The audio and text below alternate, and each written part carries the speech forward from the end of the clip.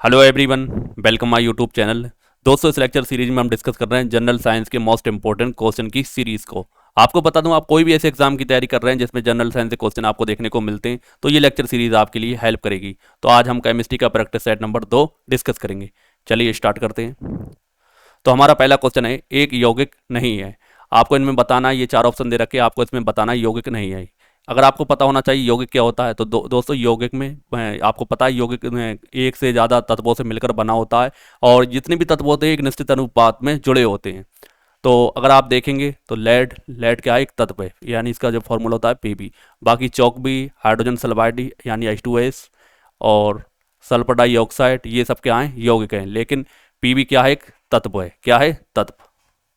तत्व यानी कि एलिमेंट। ऑप्शन नंबर हमारा इसमें ए पूरी तरीके से करेक्ट हो जाएगा। अगला क्वेश्चन हमारा, रेत और चीनी का मिश्रण का एक उदाहरण है।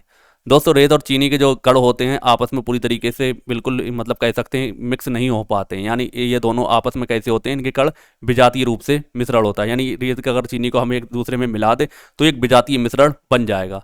तो इसमें हमारा ऑप्शन नंबर ए पूरी तरीके से करेक्ट हो जाएगा। अगर ये सेम कण होते तो सजातीय मिश्रण कहलाता। निलंबन के कण बहुत ही, जो विलय के कण होते हैं मिलियन में बहुत ही छोटे हैं, लेकिन कोलाइडी विलयन में आप देखेंगे तो बहुत ही ज़्यादा छोटे आपको मिलते हैं। लेकिन निलंबन से थोड़े, मतलब निलंबन में थोड़े बड़े होते हैं। निलंबन में क्या होता है, जो विलयन होता है इस तरीके का, मान लो कोई विलयन है तो उसमें आपको कण ऊपर नीचे तैरते हुए दिखेंगे, एक नज़र को सही तरीके से नहीं घुल पाएंगे निलंबन में। लेकिन कोलाइडी विलयन में निलंबन से थोड़े छोटे कण होते हैं और इसके भी कण पूरी तरीके से नहीं घुल पाते हैं। तो इसमें ऑप्शन हमारा एक करेक्ट हो जाएगा। अगला क्वेश्चन हमारा, निम्नलिखित में से कौन सा भौतिक परिवर्तन नहीं है। दोस्तों, आपके एग्जाम में 2 तरीके के परिवर्तन देखने को मिलते हैं, एक आपका भौतिक परिवर्तन, एक आपका आता है रासायनिक परिवर्तन। अगर किसी भी, जैसे आपको कोई एलिमेंट दे रखा है या कोई भी आपको कह सकते हैं कोई भी आपका द्रव्य दे रखा है, तो उसके अंदर कोई परिवर्तन हो रहा है, तो अगर उसमें रासायनिक परिवर्तन हो रहा है तो वो रासायनिक परिवर्तन कहलाएगा। भौतिक परिवर्तन होगा तो भौतिक परिवर्तन कहलाएगा। अब भौतिक परिवर्तन में क्या होता है, उसकी अवस्था परिवर्तित हो जाती है, यानी कि अगर ठोस है तो गैस बन जाता है, गैस है तो ठोस है, या इस तरीके से मतलब कुछ भी अवस्था परिवर्तित हो सकती है।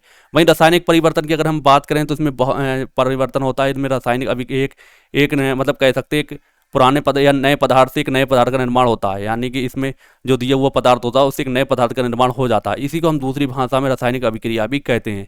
रासायनिक परिवर्तन का सीधा सच्चा मतलब ये होता है रासायनिक अभिक्रिया का होना।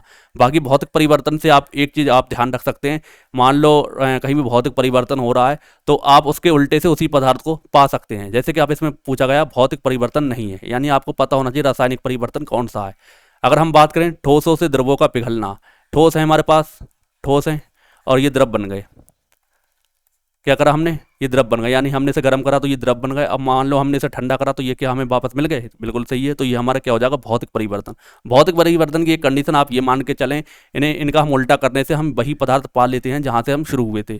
तो ये हमारा कौन सा भौतिक परिवर्तन है। गैसों का द्रवों में द्रवीकरण, ये भी आपका क्या भौतिक परिवर्तन। पदार्थों का किण्वन, द्रवों का गैसों में बाष्पीकरण, तो इसमें हमारा ऑप्शन नंबर सी करेक्ट हो जाएगा। पदार्थों का किण्वन क्या होता है, एक रासायनिक परिवर्तन होता है, क्योंकि इसमें रासायनिक गुण परिवर्तित होते हैं ना कि भौतिक गुण। तो पदार्थों का किण्वन हम करेंगे तो इससे आप दोबारा उस पदार्थ को नहीं पाएंगे, यानी दोबारा आप उस पदार्थ को नहीं प्राप्त कर पाएंगे। तो ऑप्शन सी हमारा करेक्ट हो जाएगा। अगला क्वेश्चन है, इनमें से कौन सा रासायनिक परिवर्तन नहीं है, यानी आपको कौन सा बताना। अगर आपको पता होगा भौतिक परिवर्तन कौन सा, तो रासायनिक परिवर्तन आसानी से बता सकते हैं। अब इनमें आपको बताना रासायनिक परिवर्तन नहीं है। ईंधन का दहन होना, बिल्कुल सही बात है, रासायनिक परिवर्तन है। आपके पास कोई लकड़ी है, अगर आपने उसे जला दिया तो आपको उसकी राख मिल गई। अब राख से आप दोबारा लकड़ी नहीं पा सकते, यानी कि ये भौतिक परिवर्तन नहीं हो सकता। अम्लीकरण जल का वैद्युत अपघटन, ऑक्सीकरण लौह पे जंग लगना, ये भी आपका एक रासायनिक परिवर्तन है।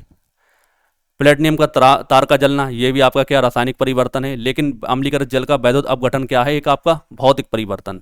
तो इसमें ऑप्शन नंबर हमारा बी पूरी तरीके से करेक्ट हो जाएगा। अगला क्वेश्चन हमारा, लोहे में जंग लगना किसका समान उदाहरण है। दोस्तों, लोहे में जंग लगना क्या है, ये आपका क्या रासायनिक परिवर्तन। ऑप्शन इसमें हमारा डी करेक्ट हो जाएगा। भौतिक परिवर्तन नहीं है, ये आप ध्यान रखेंगे, क्योंकि आप इसे अगर लोहे पे एक बार जंग लगी तो आप उसे दोबारा नहीं हटा सकते, क्योंकि इसके रासायनिक गुणों में क्या होता है, परिवर्तन होता है। अगला क्वेश्चन है हमारा, इनमें से कौन सा रासायनिक परिवर्तन का एक उदाहरण है। तो ऊर्ध्वपातन, क्रिस्टलीकरण, निष्क्रियकरण, आपको रासायनिक ऊर्ध्वपातन क्या होता है? ऊर्ध्वपातन क्या होता है? जब कोई ठोस सीधा गैस में परिवर्तित हो जाता है तो उसे हम क्या कहते हैं? ऊर्ध्वपातन। क्रिस्टलीकरण और आसवन भी इसी तरीके का है, लेकिन निष्क्रियकरण क्या है? एक रासायनिक अभिक्रिया होती है। निष्क्रियकरण अभिक्रिया किस तरीके की होती है? निर्जलीकरण भी कहते हैं या न्यूट्रलाइजेशन रिएक्शन भी कहते हैं। तो इसकी जो रिएक्शन होती है NaOH HCl, ये आपका क्या है? ये आपका क्षार है और आपका ये क्या है? अम्ल है। जब हम इसकी रासायनिक अभिक्रिया कराते हैं तब हमें क्या मिलता है? NaCl मिलता है। ये आपका लवण हो जाएगा, ये आपका लवण हो जाएगा और आपको क्या मिलेगा? H2O यानी कि जल। तो इसी रासायनिक अभिक्रिया को हम क्या कहते हैं? इसी रासायनिक अभिक्रिया को कहते हैं हम न्यूट्रलाइजेशन या निष्क्रियकरण रिएक्शन। ये आपका क्या होगा? क्षार। क्षार और अम्ल मिलकर लवण और जल का निर्माण करते हैं, तो ये अभिक्रिया निष्क्रियकरण अभिक्रिया कहलाती है। ऑप्शन नंबर हमारा C करेक्ट हो जाएगा। अगर हम ये क्वेश्चन की भाषा में देखें तो रासायनिक परिवर्तन का ये उदाहरण है। अगला क्वेश्चन हमारा एक रासायनिक परिवर्तन नहीं है, यानी आपको भौतिक परिवर्तन बताना है। तो एक अंडा का पकना, आइस क्यूब का पिघलना, सीधी सच्ची बात है। आइस यानी बर्फ है, बर्फ आपकी पिघल रही है, आपने गर्म करा बर्फ को, बर्फ पिघलने लगी और क्या बन गई? द्रव बन जाएगी। क्या बन जाएगी? द्रव बन जाएगी। लेकिन आप उसे ठंडा करेंगे तुरंत आप इसे बर्फ में कन्वर्ट कर सकते हैं। तो आपका ये कौन सा हो जाएगा? भौतिक परिवर्तन। बाकी अंडे का पकना, केक का बेक बनना, केले का सड़ना, ये सब क्या है? आपके रासायनिक परिवर्तन। आसानी से याद रख सकते हैं। ऑप्शन B करेक्ट हो जाएगा। अगला क्वेश्चन हमारा उस प्रक्रिया का नाम क्या है जिसमें गैस सीधे ठोस में परिवर्तन हो जाती है? दोस्तों इसके लिए आपको थोड़ी चीज़ें ध्यान रखना पड़ेंगी। सबसे पहले आपका ठोस होता है, फिर आपका द्रव होता है, फिर आपका गैस होता है। ये 3 अवस्था आपको देखने को मिलती हैं।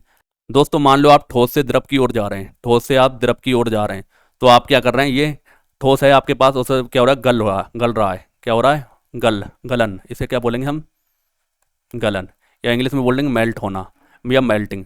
द्रव से गैस बन रही है, हम इसे कहेंगे बाष्पीकरण। क्या कहेंगे? बाष्पीकरण या इवापोरेशन। इसे आप ध्यान रखेंगे। वहीं अगर हम गैस से द्रव की ओर जा रहे हैं, तो इसे हम कहेंगे संघनन। क्या कहेंगे? संघनन। इंग्लिश में बोलेंगे कंडेंसेशन। वहीं आप द्रव से ठोस की ओर जा रहे हैं, तो आपको पता है आपके पास घर में फ्रिज होगा, तो आप पानी रख देते होंगे, तो आप क्या हो जाता है? ठोस बन जाता है, यानी बर्फ बन जाता है। तो उसे हम कहते हैं फ्रीज, यानी कि उसे हम क्या कहेंगे? हिमीकरण। क्या कहेंगे? हिमीकरण। हिंदी में कहेंगे हिमीकरण, इंग्लिश में क्या बोलेंगे हम इसे इंग्लिश में हम बोलेंगे फ्रीजिंग। ये आपका 4 अवस्था आपको देखने को मिल जाती हैं। वहीं एक आपको देखने को मिलता है अगर ठोस से हम डायरेक्ट क्या होता है? ठोस से हम डायरेक्ट गैस में परिवर्तित कर देते हैं, तो हम इसे कहते हैं, इसे हम कहेंगे सब्लिमेशन। क्या कहेंगे? सब्लिमेशन या ऊर्ध्वपातन। क्या कहेंगे? सब्लिमेशन, यानी कि जो ऑप्शन नंबर A में दे रखा है। लेकिन आपको क्या बताना है? गैस से ठोस में परिवर्तन। गैस से ठोस में सीधा परिवर्तन को हम क्या कहेंगे? तो इसे हम कहेंगे डिपोजिशन। क्या कहेंगे? इंग्लिश में डिपोजिशन। हिंदी में आप इसे बोलेंगे जमाव। क्या बोलेंगे? जमाव। तो इसमें हमारा कौन सा ऑप्शन करेक्ट हो जाएगा? इसमें हमारा ऑप्शन नंबर कौन सा? ऑप्शन B करेक्ट हो जाएगा, डिपोजिशन। तो आप इसको ध्यान रखेंगे तो आपके बहुत सारे क्वेश्चन बहुत आसानी के संग सॉल्व हो सकते हैं। ऑप्शन B करेक्ट हो जाएगा। अगला क्वेश्चन हमारा, निम्नलिखित में से कौन सा अवलोकन हमें यह निर्धारित करने में मदद करता है कि रासायनिक अभिक्रिया हुई है या नहीं है? दोस्तों जब कभी भी रासायनिक अभिक्रिया होगी या कोई नया पदार्थ का निर्माण होगा, तो आपका उसमें अवस्था परिवर्तन देखने को मिल सकता है, गैसों का उत्सर्जन होने को होता है, रंग भी बदल जाता है। तो ये क्या है? हमारे सारे विकल्प रासायनिक अभिक्रिया के लिए सही हो जाते हैं। ऑप्शन D हमारा करेक्ट हो जाएगा। अगला क्वेश्चन हमारा, निम्नलिखित में से कौन सा एक भौतिक परिवर्तन है? आपको पता है भौतिक अवस्था में अगर परिवर्तन हो रहा है तो आपका क्या हो जाएगा? भौतिक परिवर्तन। मानव में श्वसन, ये रासायनिक परिवर्तन है। मानव का पाचन, ये भी आपका रासायनिक परिवर्तन है। दूध से दही का बनना, ये भी क्या है? आपका रासायनिक परिवर्तन है। लेकिन पानी का बर्फ में परिवर्तन होना क्या है? भौतिक परिवर्तन। अगर आप बर्फ से पानी बनाएं या पानी से बर्फ बनाएं, ये क्या हो जाएगा? आपका भौतिक परिवर्तन, यानी कि फिजिकल चेंजेस। ऑप्शन नंबर हमारा इसमें A करेक्ट हो जाएगा। अगला क्वेश्चन हमारा, निम्न कौन सा रासायनिक परिवर्तन का उदाहरण नहीं है? शरीर में भोजन का पाचन, बिल्कुल है। दूध का दही बनना, ये भी है।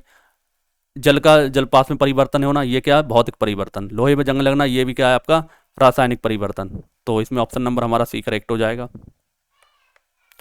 अगला क्वेश्चन हमारा, निम्नलिखित में से कौन सा विकल्प रासायनिक परिवर्तन है?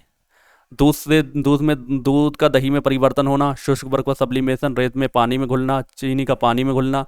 तो दूध का दही में परिवर्तन होना क्या है? रासायनिक परिवर्तन। ऑप्शन A करेक्ट हो जाएगा। अगला क्वेश्चन हमारा, निम्नलिखित में से कौन सा एक भौतिक परिवर्तन है? अंगूर में किण्वित होना रासायनिक परिवर्तन है, फलों का पकना रासायनिक परिवर्तन है, बर्फ का पिघलना क्या है आपका? भौतिक परिवर्तन। दूध से दही बनना भी क्या है? रासायनिक परिवर्तन। इसमें भी आपका क्या ऑप्शन नंबर सी पूरी तरीके से करेक्ट हो जाएगा। अगला क्वेश्चन हमारा, कौन सा नियम कहता है रासायनिक अभिक्रिया में द्रव्यमान को ना उत्पन्न किया जा सकता और ना ही नष्ट किया जा सकता? दोस्तों इस नियम को समझने से पहले आपको एक चीज़ पता होना चाहिए। जो एंटोनी लोविसी ने इस नियम को दिया था, उन्होंने बताया था कि जब हम कोई भी रासायनिक अभिक्रिया कराते हैं तो हमारे पास दो पदार्थ होते हैं, दो तरह के पदार्थ होते हैं। एक तो होते हैं आपके अभिकारक जो रासायनिक अभिक्रिया में भाग लेते हैं, और जब हमारी रासायनिक अभिक्रिया कंप्लीट हो जाती है तो हमें कौन से पदार्थ मिलते हैं? उत्पाद मिलते हैं। तो जो इसके वैज्ञानिक हैं एंटोनी लोवेसिए, तो इन्होंने इस नियम को दिया था। उन्होंने बताया था कि किसी भी रासायनिक अभिक्रिया में अभिकारक और उत्पाद का द्रव्यमान समान रहता है, यानी जितना आपका अभिकारक का रहेगा उतना ही आपका रासायनिक अभिक्रिया के बाद उत्पाद का रहेगा। तो यही कौन सा नियम था? इनके यही था द्रव्यमान संरक्षण का नियम। तो इसमें ऑप्शन नंबर हमारा डी करेक्ट हो जाएगा। रासायनिक अभिक्रिया में द्रव्यमान को ना तो उत्पन्न किया जा सकता और ना ही नष्ट किया जा सकता, तो ऑप्शन डी करेक्ट हो जाएगा। अगला क्वेश्चन हमारा, संतुलित रासायनिक समीकरण के अनुरूप होता है। तो कोई भी रासायनिक अभिक्रिया संतुलित कभी होगी? जब आपका द्रव्यमान संरक्षण का नियम पूरी तरीके से फॉलो होगा। ऑप्शन नंबर हमारा इसमें ए करेक्ट हो जाएगा, द्रव्यमान संरक्षण का नियम। अगला क्वेश्चन हमारा, वो रासायनिक अभिक्रिया के दौरान अभिक्रियाओं और उत्पादों के द्रव्यमानों का योग अपरिवर्तित रहता है, इसे क्या कहा जाता है? दोस्तों इसे हम क्या कहते हैं? द्रव्यमान संरक्षण का सिद्धांत। तो आप ध्यान रखेंगे किसने दिया था इसका नियम? एंटोनी लेवोसिए ने इस नियम को दिया था। हो सकता है आपको एग्जाम में इनका नाम को से पूछ लें। ऑप्शन डी इसमें हमारा करेक्ट हो जाएगा। अगला क्वेश्चन हमारा, निम्नलिखित वैज्ञानिकों में से किसने स्थिर अनुपात के नियम को प्रतिपादित किया था? दोस्तों ये किसने किया था? जोसेफ प्राउस्ट ने। ऑप्शन नंबर इसमें हमारा बी करेक्ट हो जाएगा। ये नियम क्या था? अगर मान लो कोई यौगिक है आपके पास, मान लो H2O है, H2O ये क्या है? एक यौगिक है, एक क्या है? कंपाउंड है। तो ये किससे मिलकर बना है? ये तत्वों से मिलकर बना है। तो तत्वों के जो द्रव्यमान हैं ये हमेशा निश्चित रहेंगे। मान लो किसी भी आप विधि से जल को प्राप्त कर रहे हैं तो ऐसा नहीं है कि इनका जो द्रव्यमान अगर आप दूसरी विधि से प्राप्त करेंगे, मान लो जैसे कि हाइड्रोजन का इसमें अनुपात कितना द्रव्यमान का? 2, ऑक्सीजन का कितना आपका? 16, तो ये कितना हो जाएगा? 1:8, यानी हाइड्रोजन और ऑक्सीजन का इसमें अनुपात कितना? 1:8। अब आप किसी भी विधि से, किसी और दूसरी विधि से भी यौगिक यानी जल को आप प्राप्त करेंगे तो ये अनुपात कभी भी चेंज नहीं होगा, यानी ये स्थिर अनुपात बना रहेगा। ये अनुपात 1:8 का है। अब दूसरी विधि से भी आप जल को बनाएंगे तो आपको यही अनुपात देखने को मिलेगा, 1:8। तो ये कौन सा नियम था? स्थिर अनुपात का नियम। किसने दिया था? जोसेफ प्राउस्ट ने। ऑप्शन बी करेक्ट हो जाएगा। अगला क्वेश्चन हमारा, निश्चित अनुपात के नियम के अनुसार। तो इसमें ऑप्शन सी हमारा करेक्ट हो जाएगा, कुछ और पढ़ने की ज़रूरत ही नहीं है। रासायनिक पदार्थ में तत्व हमेशा द्रव्यमान के निश्चित अनुपात में मौजूद होते हैं। ऑप्शन सी करेक्ट हो जाएगा। अगला क्वेश्चन हमारा, निम्नलिखित में से किस नियम के अनुसार दिए गए रासायनिक पदार्थ में हमेशा वही समान तत्व होते हैं जो वजन में से एक निश्चित अनुपात के समय संयुक्त होते हैं? तो ये किसका नियम है? स्थिर अनुपात का नियम। ऑप्शन नंबर हमारा इसमें ए करेक्ट हो जाएगा। अगला क्वेश्चन हमारा, कार्बन डाइऑक्साइड के सभी नमूनों में 3:8 का द्रव्यमान अनुपात में कार्बन और ऑक्सीजन होती है। ये के नियम किसके साथ सहमति में है? तो किसके नियम के साथ है ये सहमति में? तो ये है पारस्परिक समानुपात। ऑप्शन इसमें हमारा सी करेक्ट हो जाएगा, द्रव्यमान संरक्षण का। तो इसमें ये चीज़ गलत लिखी है, द्रव्यमान संरक्षण का ये स्थिर अनुपात का नियम है। ठीक है, तो स्थिर अनुपात के नियम में क्या होता है? स्थिर अनुपात जैसे मान लो कार्बन डाइऑक्साइड है, तो इसमें अगर हम इसका द्रव्यमान, ये कार्बन डाइऑक्साइड क्या है? एक यौगिक है। इसमें आप तत्वों का अनुपात निकालेंगे तो कार्बन का कितना आ जाएगा? 12, ऑक्सीजन का 16 दूनी 32। अब इसे आप 4 से भाग कर देंगे, 4 3 12 और 4 8 32, 3:8 आ गया। अब ये किसी भी विधि से आप कार्बन डाइऑक्साइड का निर्माण करेंगे तो ये अनुपात आपका स्थिर रहेगा, यानी कि ये स्थिर अनुपात रहेगा। तो आप ये किसी भी विधि से प्राप्त करेंगे ये आपको यही देखने को मिलेगा। तो आपका ये हो जाएगा इसमें लगातार समानुपात, ना कि पारस्परिक समानुपात। तो इसी को आप कहेंगे स्थिर अनुपात का नियम। ऑप्शन नंबर हमारा बी करेक्ट हो जाएगा। दोस्तों ये थे केमिस्ट्री के most important question. I hope आपने इसकी प्रैक्टिस अच्छे से की है तो उम्मीद करता हूँ आने वाले एग्जाम में आपको ज़रूर हेल्प मिलेगी। वीडियो पसंद आया है और इसी तरह के और लेक्चर्स चाह रहे हैं तो चैनल को सब्सक्राइब ज़रूर कर दें और इस वीडियो को जितना ज़्यादा हो सकता है शेयर करें। मिलते हैं दोस्तों हम अगली वीडियो में, तब तक के लिए जय हिंद जय भारत।